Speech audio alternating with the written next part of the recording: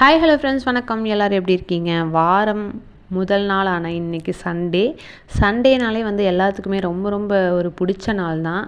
ஆமாங்க, சண்டேக்கு இன்னொரு பேர் வந்து ரிலாக்ஸேஷன் டேனே வச்சுக்கலாம். ஏன்னா ஒர்க்குக்கு போயிட்டு வரவங்க எல்லாருமே வந்து சண்டே தான் நிம்மதியாக நல்லா தூங்கி எழுந்திரிச்சு நல்லா மூக்கை பிடிக்க சாப்பிட்டு அப்படியே ஒரு சினிமா ஒரு டிவி பார்த்துட்டு ஜாலியாக வந்து பொழுது கழிக்கிற நாள் பார்த்திங்கன்னா இன்றைக்கி சண்டே தாங்க.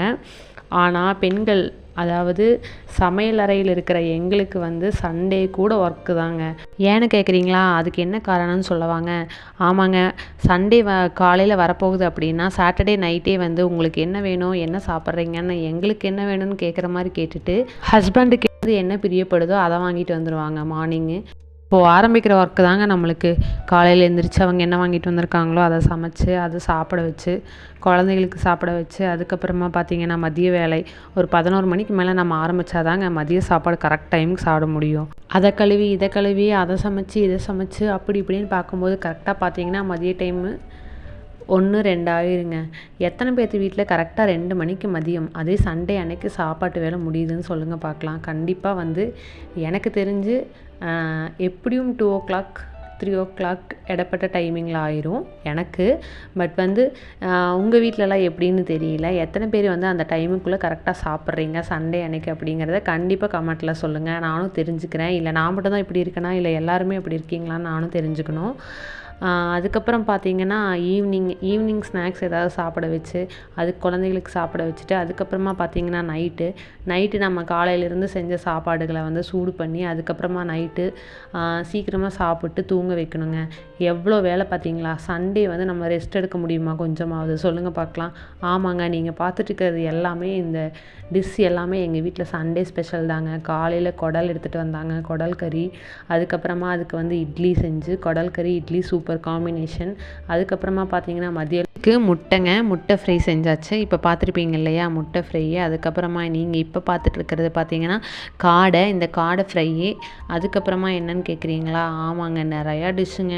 பாருங்கள், நீங்கள் வந்துக்கிட்டே இருக்கும் என்னென்ன செஞ்சுருக்கேன்னு, என்னென்ன சமைச்சிருக்கேன்னு. காடை வந்து ஃப்ரை ஆகிட்டுருக்குது. அதுக்கப்புறமா பார்த்திங்கன்னா கண்ட்ரி சிக்கன் நாட்டுக்கோழி வறுவலுங்க. நாட்டுக்கோழி வறுவல் முடித்ததுக்கப்புறமா என்ன செஞ்சுருக்கேன்னு பார்த்திங்கன்னா சிக்கன் குழம்பு செஞ்சு முடித்ததுக்கப்புறமா பிரியாணிங்க. ஃபினிஷிங் டச்சு பிரியாணி, அதுவும் மட்டன் பிரியாணிங்க. பாருங்கள், நீங்கள் இந்த வீடியோ எண்டில் பார்த்தீங்கன்னா உங்களுக்கே தெரியும் என்ன செஞ்சுருக்கேன்னு, எவ்வளோ செஞ்சுருக்கேன்னு பாருங்களேன்.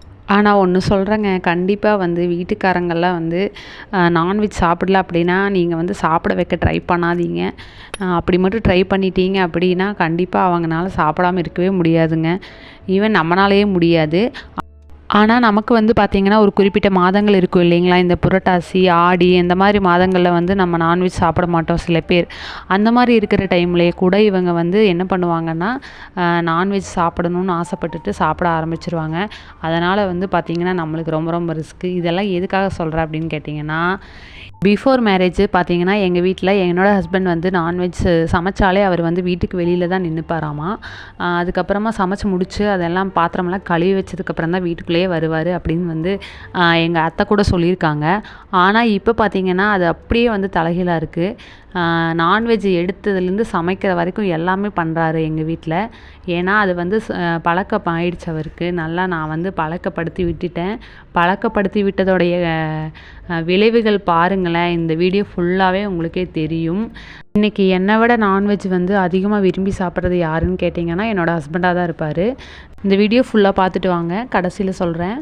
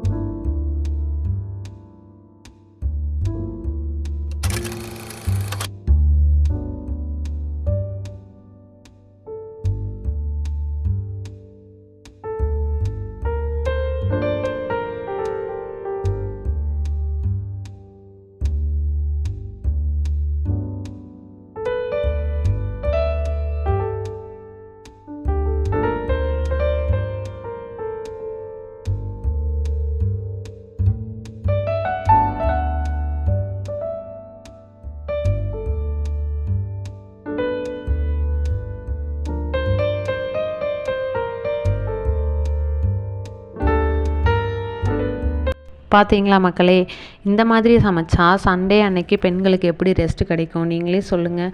மற்ற நாளை விட சண்டே தாங்க உண்மையாலுமே பெண்களுக்கு ரொம்ப வேலை அதிகமான நாள். என்ன பண்ணுறது, ஒரே நாளில் இத்தனையும் சமைச்சு கொடுக்கணுன்னு தான் ஆசைங்க. ஆனால் இது எல்லாமே வந்துட்டு ஒரே நாளில் செஞ்சது இல்லைங்க. வாரம் வந்து நான் எங்கள் வீட்டில் வந்து இந்த மாதிரி செய்யும்போது நான் எடுக்கிற வீடியோஸ் தான் நீங்கள் பார்த்தது இவ்வளோ நேரமாக. ஓகே ஃப்ரெண்ட்ஸ், இவ்வளோ நேரமாக நீங்கள் பார்த்ததில் எந்த ரெசிபி உங்களுக்கு ரொம்ப பிடிச்சதுன்னு கண்டிப்பாக எனக்கு கமெண்ட்டில் பண்ணுங்கள். தேங்க்யூ. இன்னொரு வீடியோவில் திரும்பவும் பார்க்கலாம். பாய்.